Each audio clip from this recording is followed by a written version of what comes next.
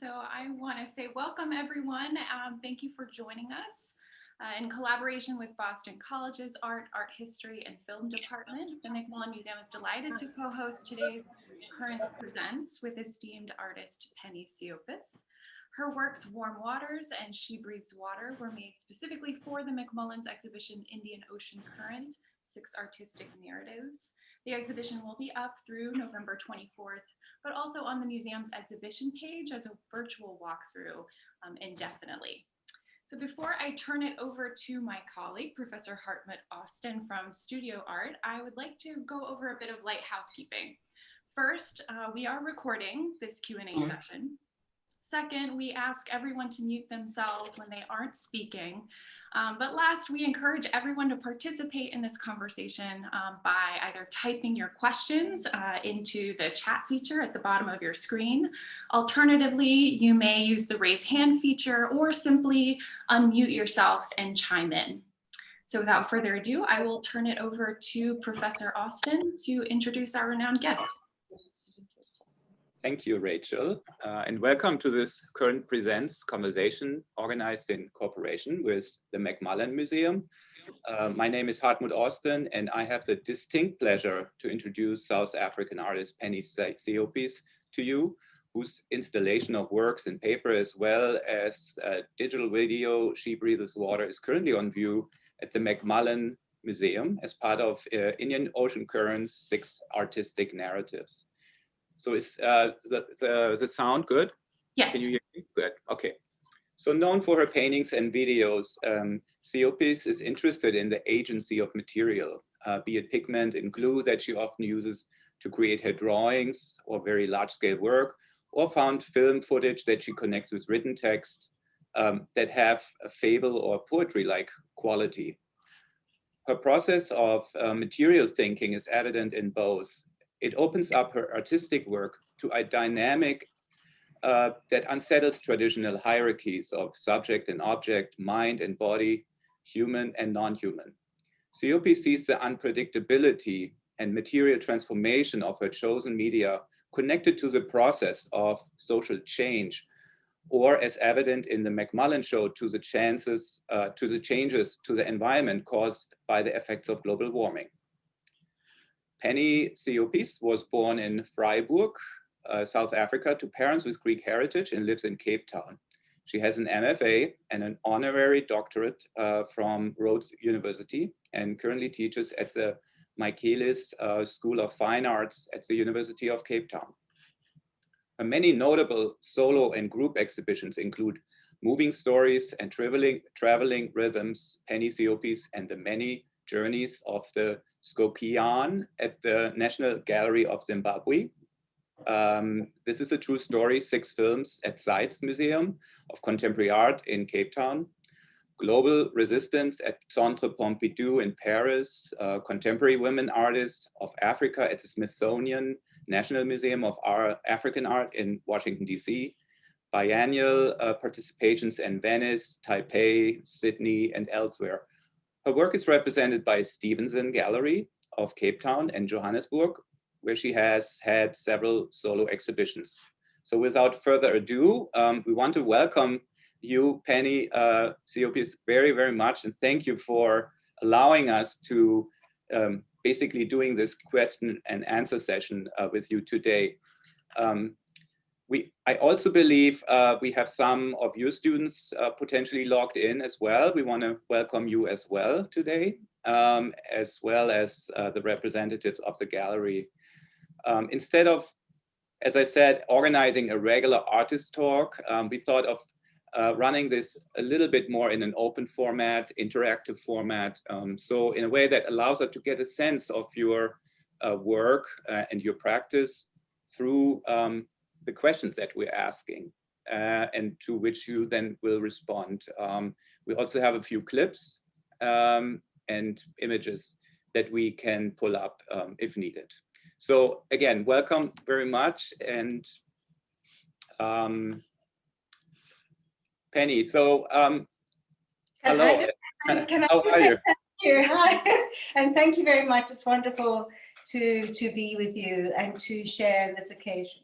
Yeah, we are very excited about this. And we had really plenty of time to study your work. And we had it, the exhibition, Indian Ocean Currents, 6 artistic narratives, was already also on view in the spring semester. And so I went with my senior minor students to the show, and some of the students did respond to it very viscerally, like in making artwork in response to your work. So that was very nice. And we were wondering a little bit about your process, and I thought maybe you could, by maybe looking at the work on paper, because you're also showing, of course, a video, but maybe we can talk about that later.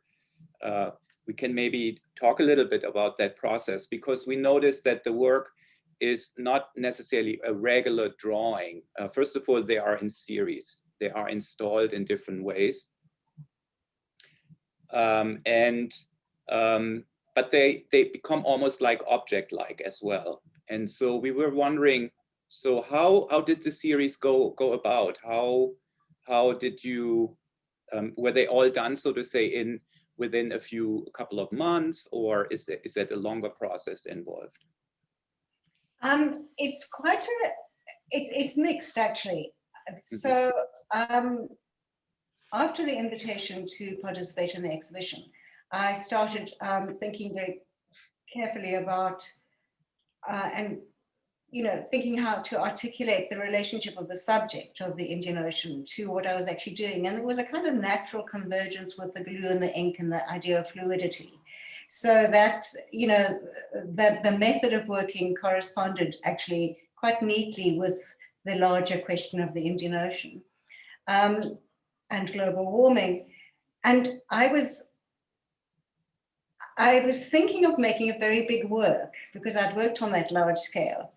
But of course, it wasn't possible to do that. And I was also at the same time thinking about the idea of multiplicity, which is very evident in the process itself, the glue and ink. But in this instance, I could make a large work made of many small entities. So there's that sort of relational aspect of the work being both individual works or independent works, but interrelated. So that's why it's an installation of paintings or drawings. But I think the idea of how they would be shown came also because of this wanting the painting or the image to somehow float in space, like a memory almost. And you can see here it's floating on a white field, but in the gallery it's on a dark wall. So it has that sense of being immersed. As you walk in as a spectator, you walk into that space, you don't only see the little images as little entities or visions, if you like. You also are immersed in the space as a whole. So you kind of almost walk into an image of a lot of images. So it's a single space, but there's a lot of these different images. But just before the work went to the McMullen Museum, I had a show at the Stevenson, which actually was more maybe explosive. And there were more works. There were almost 80, I think, little paintings. And so we chose a selection of them to go to the McMullen. But the method of presenting them was worked through first in the show at Stevenson. And it has actually quite to float the works is to be able to, what I had to do is put them on a kind of frame, a back frame, so that they're a little bit away from the wall. And then the work itself casts its own shadow, and it actually, it becomes like a relief. Mm-hmm. So that was the method of making them. But this, as I say, it presents almost like a wave. Yes. In its large gestalt is like a wave. Mm-hmm. Yeah. And was that kind of due to the overall topic of the exhibition, or was it much more like a thinking about that the works are not necessarily following one another, but they have kind of their own identity? Yeah, I think it's also this idea that they're suggest a narrative or suggest something of narratives, but they're not linear. And and that you also can see all these different scenes at the same time almost, so in the same visual field. So it's part of what interested me with the McMullen show was this idea of a narrative. You know, there's this question the whole time around what is the story or the many stories of global warming, and what are the stories in particular which affected the Indian Ocean. And I mean, maybe I can just backtrack first and say how what I did even before the Stevenson show, and obviously before the McMullen show, was that I was in Mauritius actually as a resident or a residency on the in Salim's ICA Indian Ocean, and my project really got stimulated by literally where I was staying, which is right on the Indian Ocean, a house right at on the shore. And I made this installation in the gallery from seaweed that had been washed up on the shore, but also bits of coral. And so I literally, with some help, took all this live matter that was now actually already dead on the shore and took it into the gallery and made this massive curtain from all this seaweed, sort of hung it up basically as if it was a two-dimensional shape, as if it's material to make a painting, which it was material. And what struck me so much is one of the students, I think from Reunion, came to see the exhibition, and she made a great comment which sort of stayed with me as a sort of narrative. She said, "It's amazing, I've never seen," what did you say? Something like, "I've never seen the ocean hung that way." And it was such a great idea to think of, how does one picture something like the ocean or something like water, but in a way that recognizes that there's a sort of boundedness to the way we see images in art. There's an edge to them. You know, I know we don't want to get into the boundary story, but but it is a feature of the practical way of thinking and making. Yeah. Right. And that's related to the sea. Yeah. Mm-hmm. So what is really what is really notable, and what in a way all of the students really notice right away, there is a lot of process involved in your work, and also how you describe this being on Mauritius, that you are picking up on material that are coming from that specific region or the place you are. So there is always a certain present in your work also through the materials then. And then what would be the next step? So do you take the seaweed with you into your room or in your studio and kind of start tinkering with that? Or do you have, so to say, already a pretty clear idea when you see the material, what you want to do with this? I don't always have a clear idea. I have a kind of instinct for it, or a sense about it.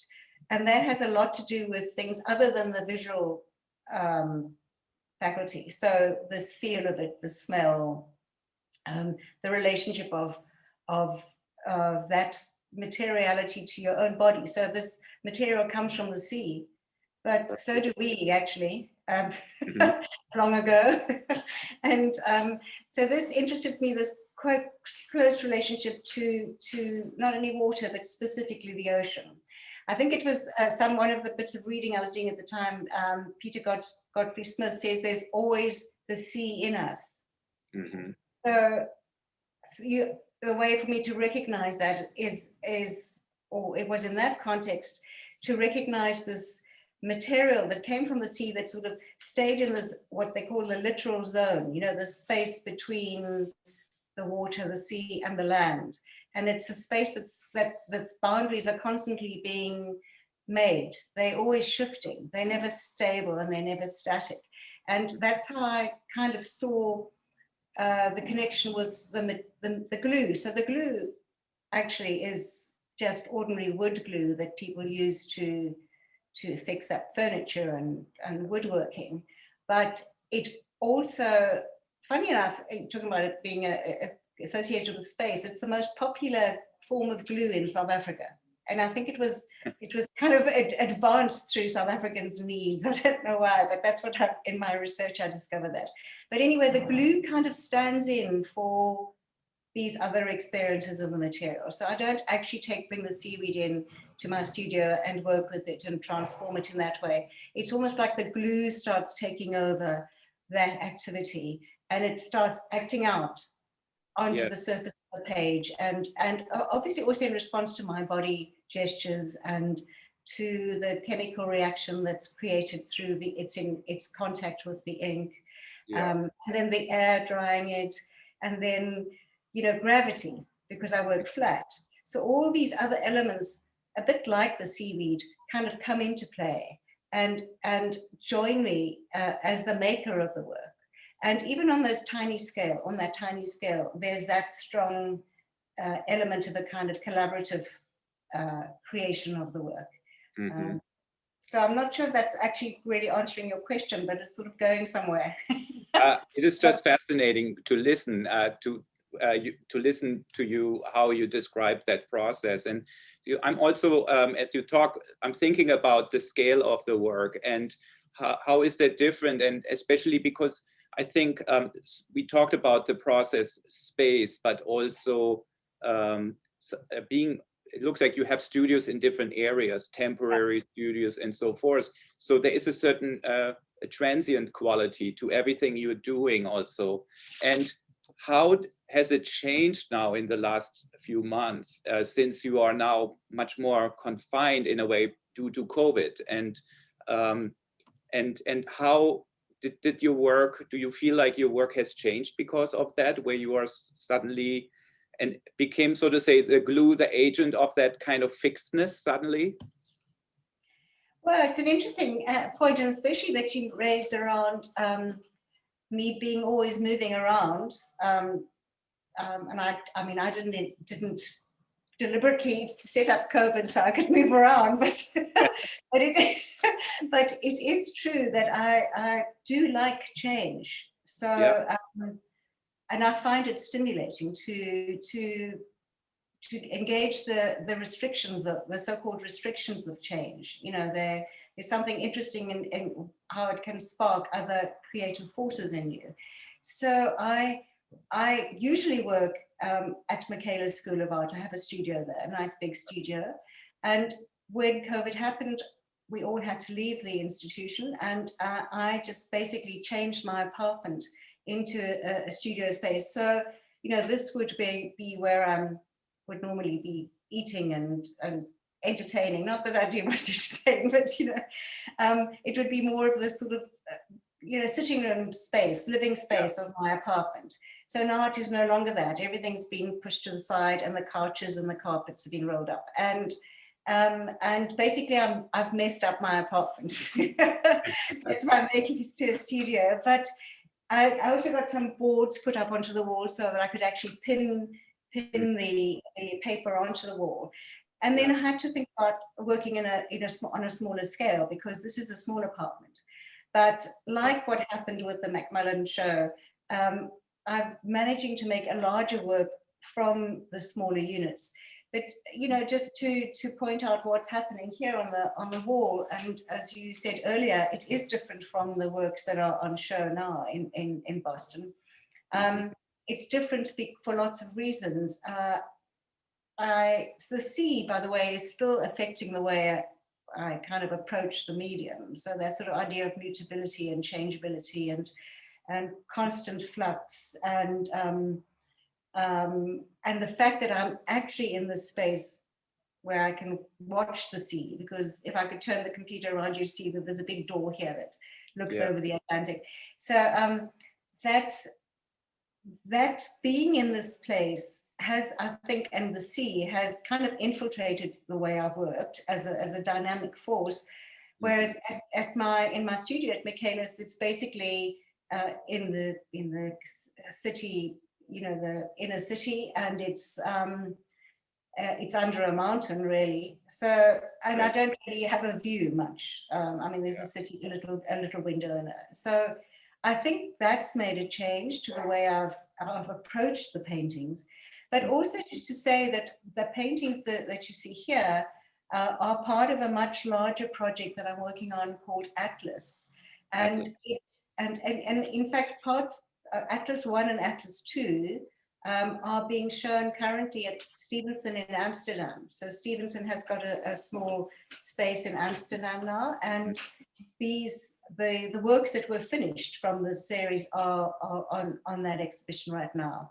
And that exhibition is called In the Air. So it also deals with the elements, but a slightly different response, I think. And also, obviously, the pandemic has had some effect on thinking about the air, but lots of other things too. So yeah, so that's just that point. I mean, we can talk about the difference of approach or concept if you wish, but I mean, maybe just. I was kind of when Rachel showed the studio image from the school. Maybe we can go back to that. I see also a connection to sort of say you're surrounding yourself, like you always kind of create a wall design in a way with your work. So you're surrounding yourself with stuff. And I saw that in this photo. I'm curious about this yellow wall on the left side. Would you care to talk a little bit about that? Because are these kind of objects that inspire you, or what is, so to say, the relationship of these things? Because I don't believe necessarily that these are artworks that you have made. Yeah, well, I've made the installation. So basically, I make installations from found objects, but the found objects have a lot of resonance for me. So this work that you see here on the yellow wall, it was basically like kind of practicing or trying to work out the installation that would go onto a show that happened at when was it, end of 2017 in New Orleans called Prospect 4. It's a Biennale. Or Triennale now, I think.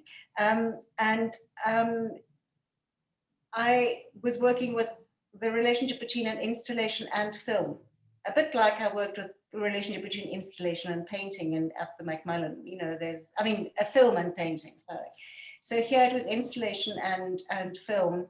And these are objects that I, you know, when I say I own them, it sounds too possessive. It's just, objects that I have in my possession, and that's not to say that they're very special in terms of monetary value or anything. They just have something I've collected over the years, and they're all of these are associated with Zulu culture. Zulu material culture. And I lived in Durban for my early years of teaching, must have been, I think, from 1980 to 83. And Durban is on the east coast of South Africa and actually in the Indian Ocean. and it's, Zulu culture is incredibly rich in its cultural forms and crafts. And it's also, the contemporary crafts are really interesting in how they kind of use traditional forms and designs, but translate that into contemporary materials, often plastics. So there's a kind of hybrid quality that this installation was talking about. And also this idea of accumulation of lots of objects that reveal a real creative force and cultural investment. So, but they're also units. They're also small things that kind of accumulate into a large field. Yeah. It's what's actually what seems like that you do throughout your practice. This kind of the sense of accumulation, collecting. Editing, looking at things. That is also something that is common in your film practice as well. And maybe we can talk about that a little bit later. I would, one thing I would ask maybe Rachel, maybe we can watch that clip from your very large scale work. That was also a project that you did at the Maitland Institute. And that shows, gives you a glimpse into your process also, how you negotiate a very careful balance between chance and planning or intention. And I think that would be really, really interesting to have a look at. place like this for ages.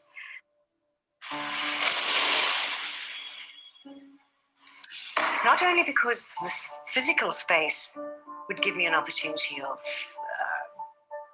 extending my glue and ink process and really testing the limits of my own practice with process, but also because the physical space gave me the opportunity of thinking it as a social space as well.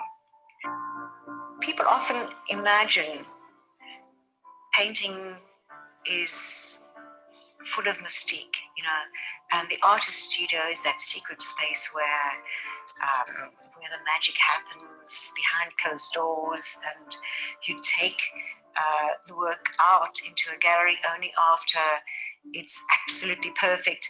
You'll never reveal your secret methods. I find that really something that I wanted to challenge. We can look at objects and we can look at substances in the world. We can look at things all around us that apparently are inert, and we can know that they are full of movement, actually.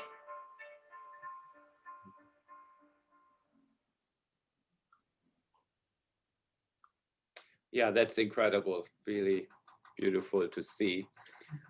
Were these kind of, what happened with these paintings?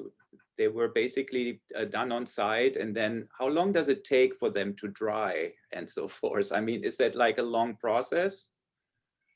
It is quite long. I was in that residency for 3 months, so okay. You know, that's how I made them.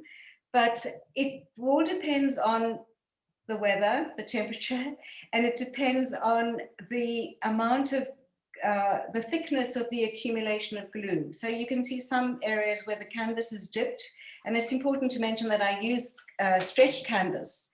You know, the canvas is on a stretcher, so there's an opportunity for the glue to weigh the canvas down and create a shape, which is also part of its agency. And this wouldn't happen if the canvas was flat on the ground, or if the canvas was just unstretched. So this give that the stretcher does is part of the process, and it enhances the idea of gravity's actions. So it took quite a long time to dry. Actually, some of the works were then put on the Zeitz Museum at the opening of the Zeitz museum, what was it? Well, the Zeitz Museum of Contemporary African Art. And that was in September in 2017 when the museum actually opened. And the curators at the museum had visited the Maitland Institute and had seen them and asked whether we could put some of them up on exhibition. And they were there. So they were shown, but now they're just in storage. So I never really made them to see them as products, really, as finished paintings. And they're much more the idea of the residue of the process. And, you know, they ended up being on canvas because I produced those conditions. You know, that's what I wanted. And I also wanted the idea that a painting could still offer an opportunity for social engagement in the process itself. So they're in storage at the moment, yeah. And this, can you describe a little bit your notion of social engagement? Because on the one hand, there seems to be a collaborative element to it as well. As we saw, there were a lot of people also around as you were making them. And perhaps was it more like just a demonstration? But I think there is also something going on in that kind of conversation, perhaps. Yeah. What I did was, you know, often, especially in times of difficulties, social difficulties, it's difficult to engage directly what a lot of the issues are. And it's difficult often to be open, but you can be when you're doing something else. Water, you know, can I get some water? Oh, okay, all right. So we lost it. Is your sound still going on? You are off now. Yeah.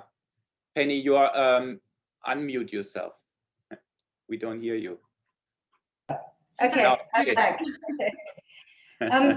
Yes, so basically how I arranged the residency at Maitland was, yes, I was making these massive paintings and there was a kind of performative aspect of it which engaged people who came. I also organized talks. I wouldn't say they were formal talks, but invited various people to participate in and present talks, myself included, and have public conversations. And this was all free and open. You know, the whole idea was that it was open and an opportunity to engage.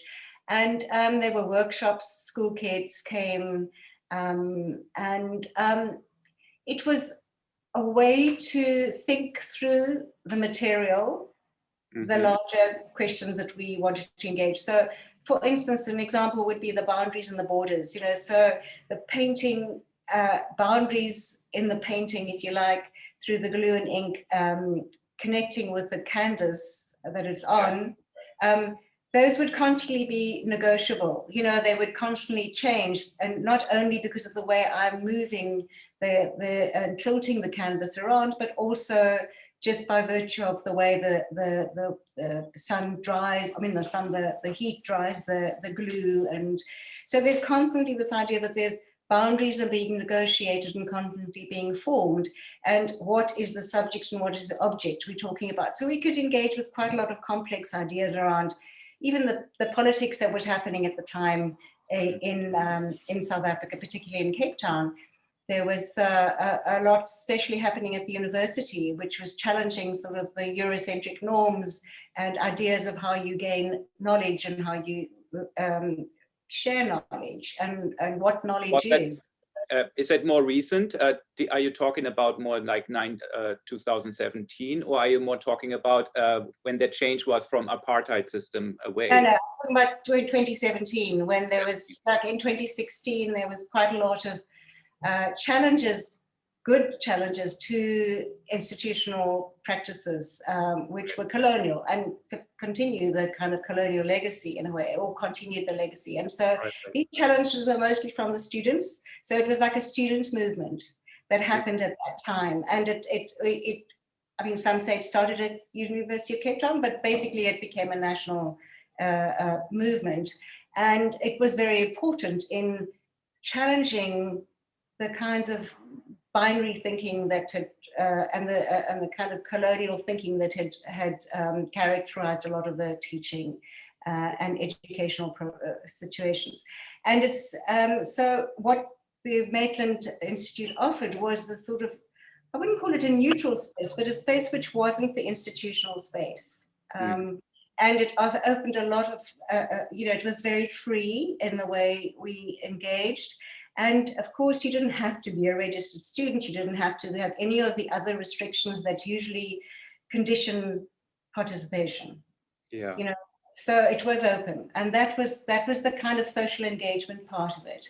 And to do it through painting, you know, usually when people think you have to be very, very skilled at painting and you can't speak about painting because you have to have all this knowledge before you speak and la la la.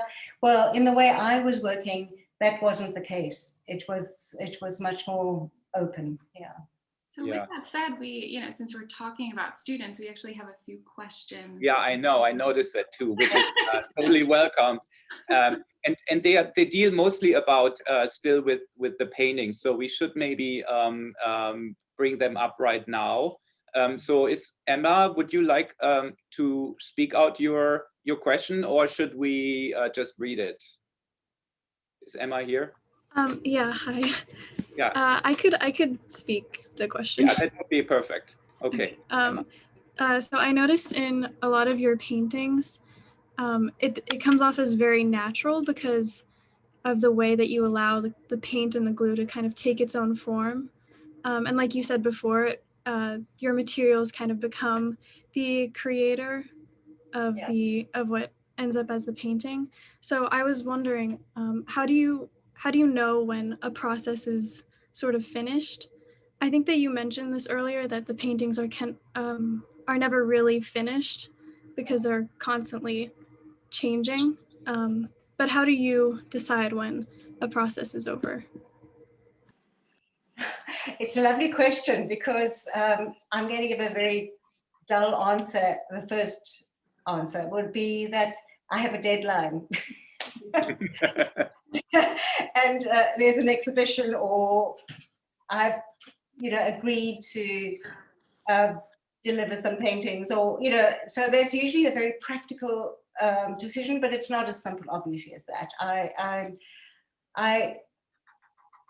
It's a matter of kind of recognition, and it's a difficult thing to explain, because it's not a regular formalist response like the painting works because it has these kinds of, tensions, visual tensions of blah, blah. It's more like, does it resonate with me in terms of the idea of the life of the medium? Has the painting, or has the medium kind of settled into itself? Now, I mean, it's such a weird thing to say, because is that a criterion? Well, I don't know if it is.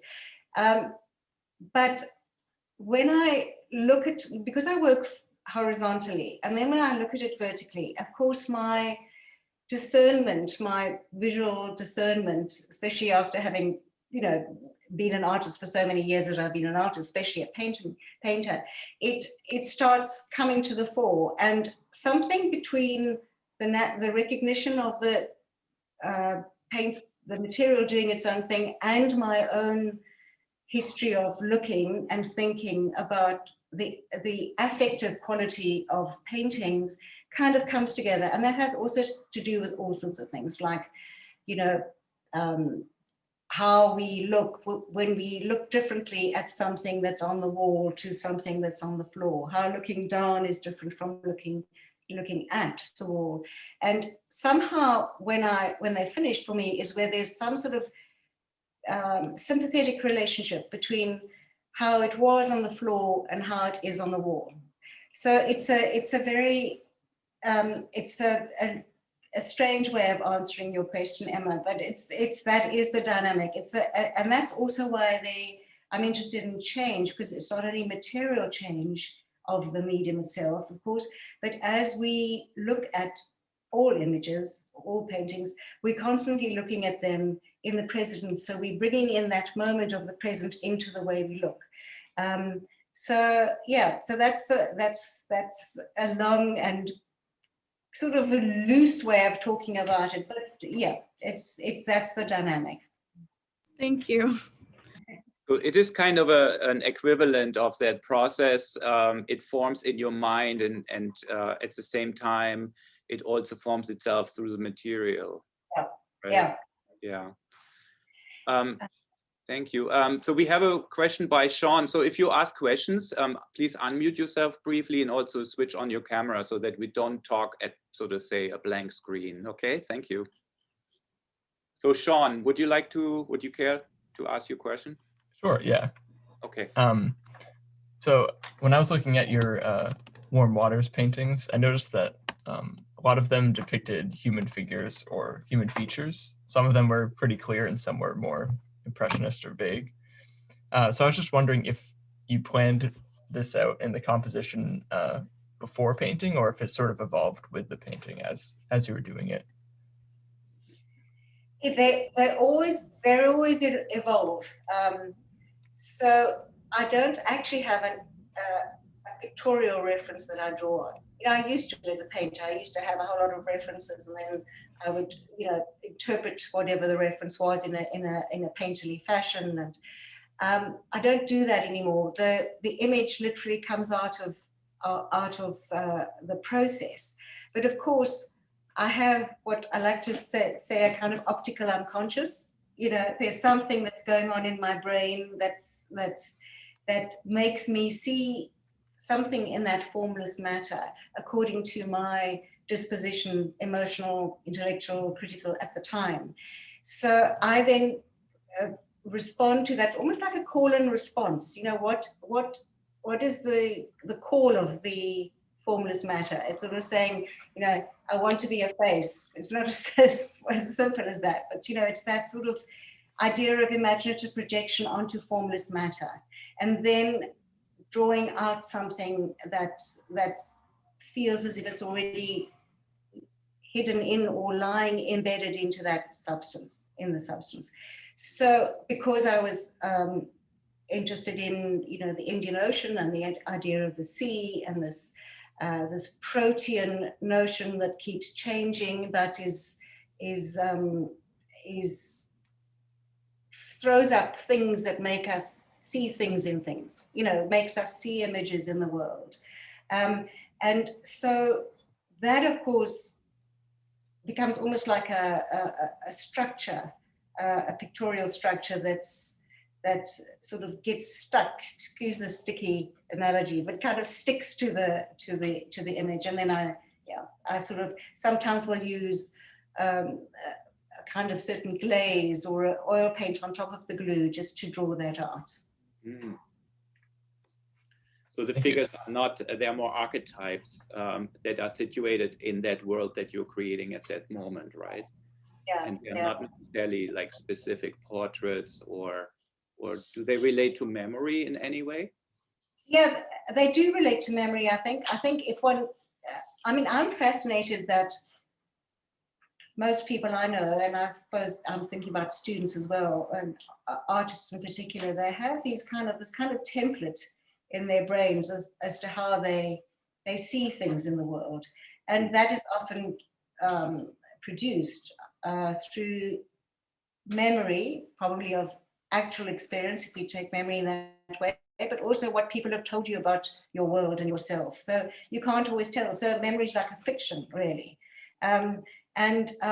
So I'm interested in that they're these, I wouldn't say that they're the archetypes, but they're quite, what would I call them? There are only so many images and shapes that we have in our consciousness, or that we can have in our consciousness. And this relates, maybe I'll just jump quickly into my current exhibition at Stevenson in Amsterdam, which draws on memory very directly as a concept. And that is, you probably know the art historian Abi Warburg and his Mnemosyne project, his atlas, where he actually looks specifically at cultural memory and looks at how many images, say, do we associate with emotional expressiveness. And he looks across cultures, and mostly it's Western art history, but you know, there is this idea that there's some fundamental forms that cross these cultures and that we respond to as holding emotional forms, like some gestures, an arm up, for instance, you know, and it relates to the human body and how the human body is being depicted, and then the ritualistic relationship to the depiction. So memory, and he's speaking specifically about memory. I mean, he was doing this in the 1920s, whenever he made this Mnemosyne atlas, which was this accumulation of all the images he had, so it's accumulation in a way, of all the images that he had put together and never really finished or never really resolved them. And that was seen to be extraordinary at that time because they were unrelated images, apparently, thematically. But if you think of the internet now, and you think of the images that we're seeing simultaneously all the time, you know, on screens, and very different, completely disparate images in the same visual field. There's something that I'm interested in, how does memory work now when we bombarded with images, and yet we have this template which recognizes like a face as having the eyes on the top of the oval rather than the bottom, or even though we're constantly seeing images turned upside down. So you know, that sort of relationship intrigues me, that sort of tension between memory, or what we think is in our brains, and what we actually see, and how we then connect and what we do with that. So yeah, I believe that kind of relates probably also to that idea that everything is at the present, especially now with digital media and so forth. It can be pulled up. It is, so to say, contemporary everything, even though certain artworks have existed or were made 200 years ago or so, but they are very much in our present and available to us to work with. So there is a compression of time. Yeah, absolutely. That's a really good point. Yeah. I have that website here from the gallery. Can I maybe, Rachel, quickly show this? That is your Amsterdam presentation, so that we have a visual. Oh, it's disabled. I'm disabled. Okay. I just Perfect. updated it. You should be Yeah, able to great. share now. I do it. Let's see. Just quickly to get that idea here. This is some of the works, and again we see a different way that there is a surprising change in even your small scale paperwork in terms of how you approach this in the color. I mean, this is a work that's very different from any work that is, for example, in the McMullen show, right? Mm. That's amazing. Okay, and also hung very different in a much more like a gridded way, right? It's a grid, yeah. And they're all the same size, but they're all different sort of images, all of which have sort of emerged through the process. So some of them take really a long time, and some of them kind of emerge quite quickly. But it's a very exciting way of working. And of course, because my template that's, you know, as old as I am, my brain template is also constantly affected by the news, if you like, of the day. And that's the relationship that's constantly happening between sort of the idea of an image and its material realization, but also its dissolution. There's a figure almost. Yeah, a figure. So this suggested a figure to me in a way, and she looked like she was moving through this sort of strange, I don't know,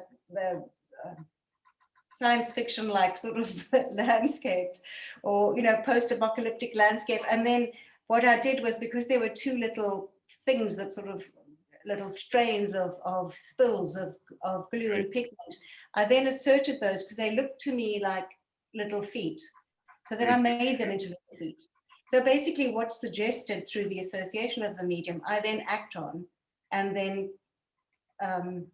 make the little scenes an actor now. Literally, they're not only the glue and the ink acts, but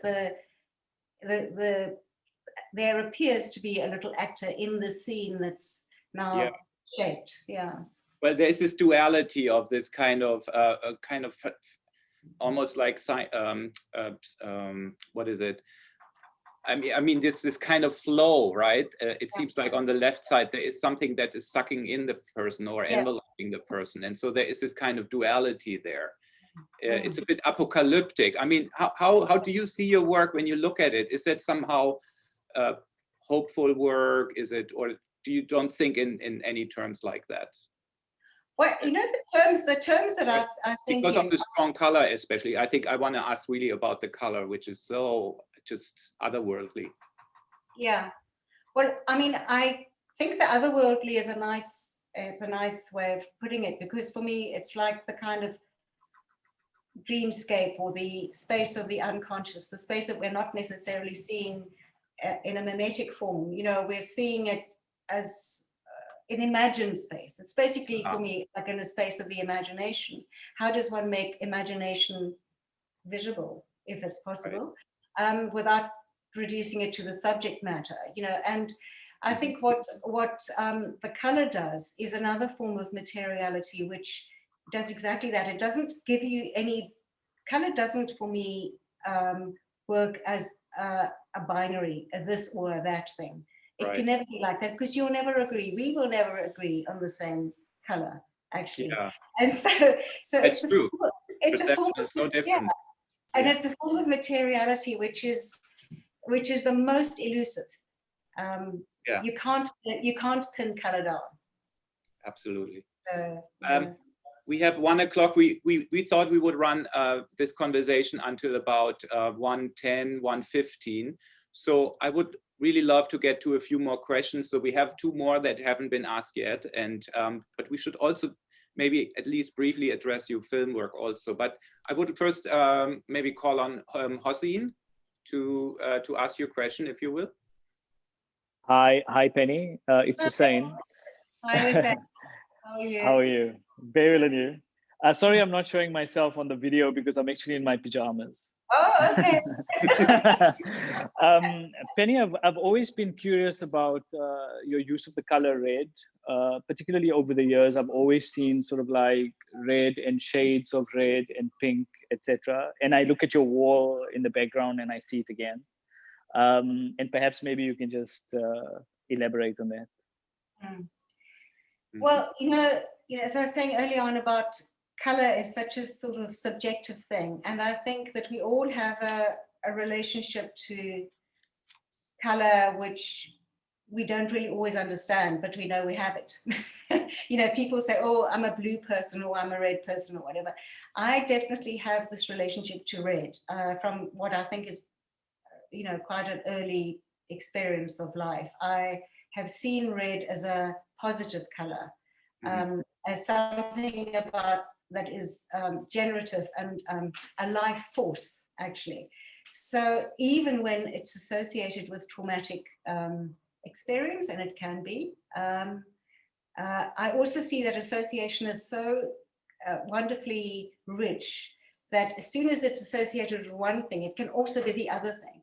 So, when you look at, think of it associated with blood, you can think, oh, that's some horrific representation, especially when it's kind of splattered and, looks like it's blood. It looks like the painter's blood. But if you think of blood, it's not, why is that negative? I mean, blood is, what we need actually, and it keeps us alive. So I find that red has a particularly powerful quality in being two things or three or four or five things at once. So it's danger and it's love. It's, it's trauma and it's beauty, and it's all these sorts of things that make you see a red, what we call robots here, but they're traffic lights. The red says stop, and the green says go. Well, stopping in your tracks when you see red is actually what I think, and it's like that. I can wander around the town and see a red traffic light and be quite thrilled by that. Still, it's got something that's very instinctive. I think color is about sensation, and you don't really know what it is, other than that you've had some sort of strong relationship to it, probably as a child.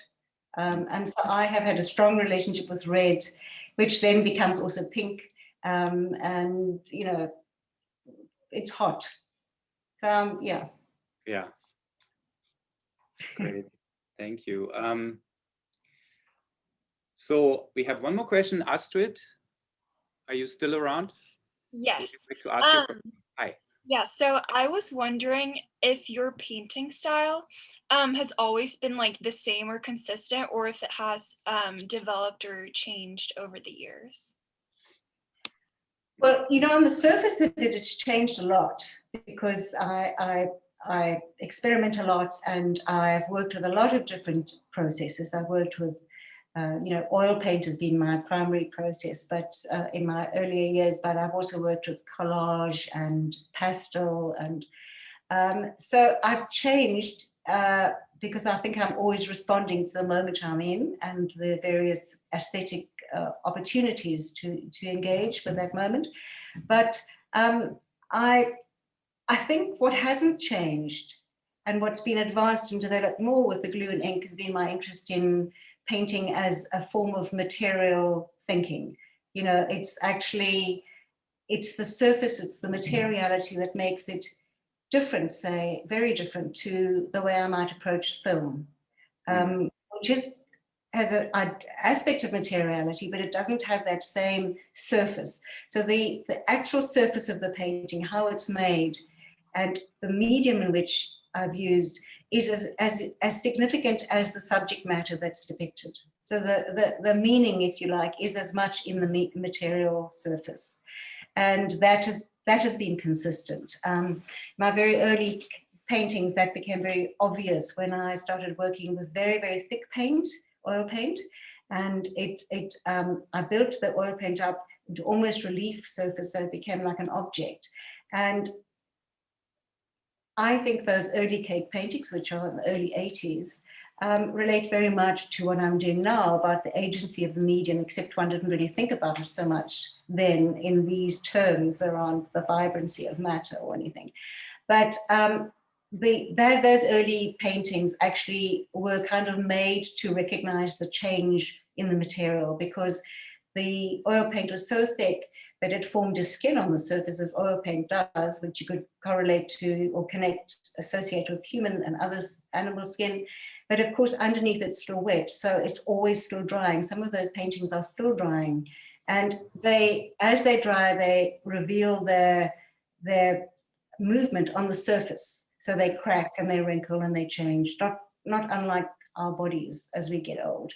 So those paintings age and decay, but that's part of the concept. It's not, if somebody tries to fix up the cracks, that upsets me because that's what they're supposed to do. Yeah. So the materiality has remained very much a consistent part of my practice. Have you always mostly painted without brushes, for example? Because I don't think you use a lot of brushes right now. I use my hands. Did you use a lot of brushes? No, and in fact, in the cake paintings, I use the back of the brush to twirl the paint around to make a kind of lacy pattern. I don't use brushes much. I was trained as a very traditional painter. So, or traditional meaning, I went to an art school where we taught to paint an apple like an apple. It's like, and so maybe I feel it doesn't challenge me very much to use that kind of skill of the hand.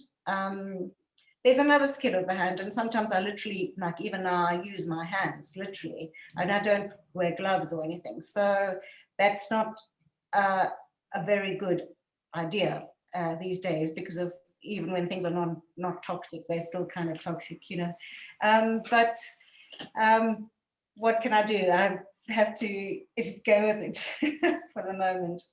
I mean, one thing is certain, you're influencing, I think, quite a lot of younger students, and you have probably a good following, so to say. But may I ask, like, what artists were formative in your thinking or in your formation as you became, so to say, that visual artist that you are today? If you think back, what were, so to say, the guiding lights in terms of artists that you encountered or art that you encountered? I mean, you mentioned the cave paintings now, obviously, but are there also people that have a name? Yeah, it's funny. I grew up, I went to art school in South Africa during the apartheid era, and in a small art school or small university in the countryside in the Eastern Cape. So it wasn't, certainly, there was not any exposure to much other than what you were taught in your art school. And it was a very painting school and traditional school, expressive painting. But afterwards, I went to art school in England for a year. And it was a complete crisis for me because I had, been good at painting, and that was my world. And then when I went to art school in England, painting was just, you couldn't paint. It was really, if painting can be a persona non grata, it was a persona non grata. You couldn't paint there. Right. And everything was about decoding and unmasking ideologies, and so it was very it was a shock to me, but it was a huge influence, positive influence. I didn't produce much in that year, or what I produced was always, funny enough, in my bedsit. I made these paintings of everything around me because that's all I seemed to be able to do, because and then I left all the paintings in England. My lecturer suggested I give them to this old age home so that there were nice colors and things. So I don't have any of those paintings that I produced then. But what it did make me realize was that painting wasn't what I thought it was at art school, that it could offer, that it was another kind of experience really of materiality, which was probably more around the internal rather than the mimetic world out there. The mimetic world was more to do with how you challenge dominant ideological images and what, the kind of critical dimension of that. But what I did in the end was, when I started making those paintings and I got back to South Africa, and what somehow South Africa, and especially in Durban, these started in Durban, allowed me to do was just to connect the kind of sensuality of the medium with the criticality that I had sort of gained in England. And and then the cake painting started having a kind of critical dimension to them, because they looked as a critique of the social situation we're in at the time, and that the whole question of decadence and decay and decomposition and the microcosm of a larger social phenomenon of decay. So I started through that process, getting to what I then carried on working with, which is a mix between being socially responsive and also being internally connected to thinking through how the imagination might be materialized usually through oil paint. But I didn't really have any single person whose work influenced me. There was a lot of feminist practitioners and writers in England who I think certainly in terms of listening to their lectures influenced me, rather than corresponding directly to the images they made.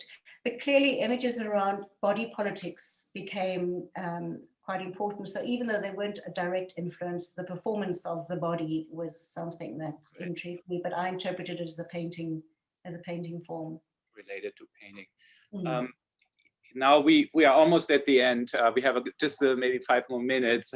And it just gets really more and more interesting, because we're getting kind of also carried from one aspect to another one, and there would be clearly so much more to discuss. And but I would love to at least briefly address your film work, because for me, while your visual painting work is much more poetic, if you will, I think the film work, which is often composed out of found footage, is so much more perhaps conceptual or political also.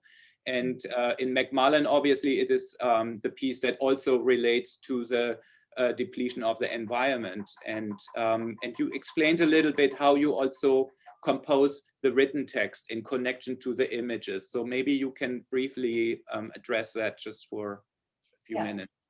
Yeah, so I work with found footage, and I literally find it in flea markets and charity shops, and then I cut sequences. So they're reels of 8mm film, so they transferred onto digital, and then I edit on digital, and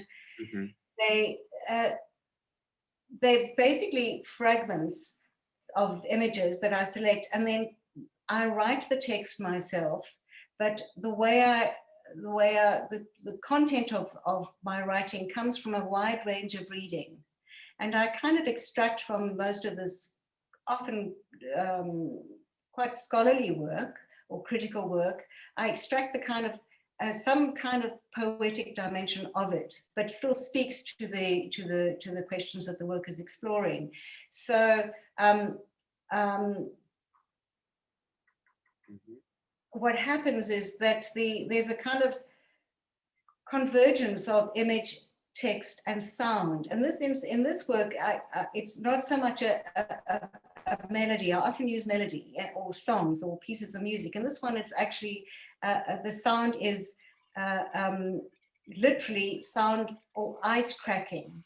It was an old CD I had bought ages ago, which was meant to be, I think it was produced to help you relax. It's like those kind of calls of whales and the calls of nature or whatever. And this was an old one, because I think listening to ice cracking now would not be quite the same feeling of relaxation as it was then.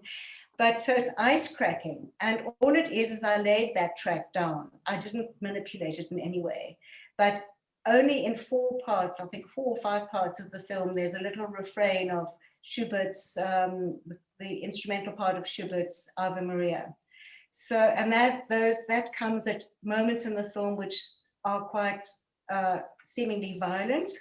So you have the human, I suppose, melody intervening into this very sort of non-human kind of space through the Schubert refrain. But the sequences are taken from home movies, 8mm home movies, mostly shot, I think, around the 60s, and also what were commercially made 8mm films in the 60s, and films that I remember my father buying commercially and then showing along with our home movies when we'd set up in the living room and project with the old 8mm projector. So in this work, there's quite a lot of those commercially made 8mm films. Now, I don't know what they all are because when I buy them, they're just in these reels in bundles in the market. Yeah. But they become identifiable when I put them onto digital sometimes because they have either the titles imprinted into the film, or sometimes like you can just simply recognize it. Like I could recognize the Apollo 11 moon landing, you know, and that's how the film starts. There's this strange reddish kind of landscape and sort of almost watery, fiery. And that says, and you know, then the title of the film, She Breathes Water, comes onto that scene. And anybody seeing those early film clips would recognize that. And also later in the film, you can see little clips from that Apollo 11 film as well. And then this is just home movies that you're seeing now. And then of course, I also use the material quality of the film. So as it's transferred onto digital, but you get the sprocket marks and the dust marks and the light flares and all the things that draw attention to the film as celluloid, you know, as a material form, even though we're looking at it as something which seems sort of to be dematerialized. It is, and it was, very material, and that's an aspect that I feel is very much part of the work as well. It keeps bringing you to the fact that this is also a construction, you know. And this piece especially has a lot of relationship to the water again too. So there are distinct relationships also to you than the work on paper and the pictorial work.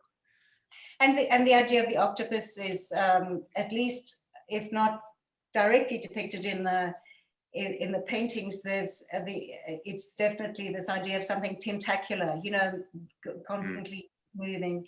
And in the film, obviously, She Breathes Water, the person, or I call it person, but the personage is actually an octopus, and she is teaching mankind, or offering mankind, her ink to try and write a history that's not about human domination, as it has been up until now, human domination of the planet. So there's a kind of idea of, I think you brought up hope earlier on, is maybe there's hope in this film, maybe it shows hope and says, well, you know, maybe we've got an opportunity to do something different if we're a bit more sensitive to the world around us, to nature. Yeah. I think this was an incredible hour. I want to thank you very much for your time and for your beautiful work that you shared with us, and talking also about the process and also the distinction or connections to both film and the visual work. Yeah, I think that's it. I want to piggyback on that and Rachel. say thank you so much. And I do want to remind folks that the museum is open at least until Tuesday. So if you have time to stop by as part of the BC community and check out Penny's works and the exhibition in full, we encourage you to do so. But if you can't stop by, the exhibition is online as a virtual walkthrough, which you can find on the exhibition page and actually go and look at each of Penny's works more closely. Do we register for visiting the show, or what is the process again? Could you remind us? You can actually, if you go to just the visit page, there's a button there that says to request an appointment. Unfortunately, it's only open to the Boston College faculty, staff, and students at the moment. But nonetheless, if you click on that button, it'll just ask you when you would prefer to come, and we will get back to you pretty shortly. All right. Well, thank you. It was very lovely to engage. I really appreciate it. Thanks so much, everybody. Thank you so much, and goodbye, everyone. Bye. Thank you. Thank you, Penny. Thank you. Bye.